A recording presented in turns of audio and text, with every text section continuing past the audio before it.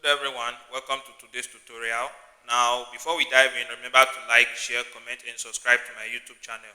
Alright, now in this tutorial, I'm going to be teaching you all about the HTML detail tag and summary tag. Now, the detail tag in HTML is used to create a section that the user can expand or collapse. Remember, it is used to create a section that the user can expand or collapse.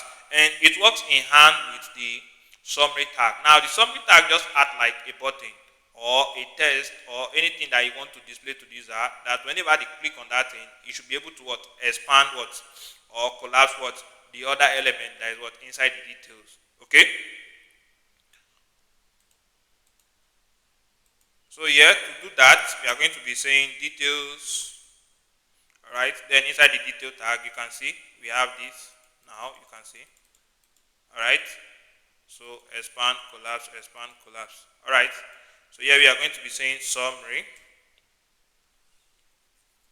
And inside the summary, we'll say, let's say menu. Alright, so we can click on the text now. You can see expand, collapse, expand, collapse. Alright, then here we can have different elements. I'm going to be using the A. So we are going to be creating links. So let's say we want to create 3 links. Alright, home, about us, and here we can say contact us. Alright, so we are done. Now let's click. You can see. Okay, so you can see it. So this is just how to use the detail tag. Alright, and by default you see that the detail is closed. Now if you want to make all these elements to appear or to show, by default you come here and you use the open attributes. Okay, so you can see it by default now they are open. Alright, it is open, or you can say it has expand.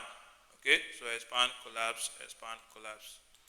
Alright, so you can see it, but if you don't want that, you can just remove it. Alright, so this is just how to use the detail HTML element tag.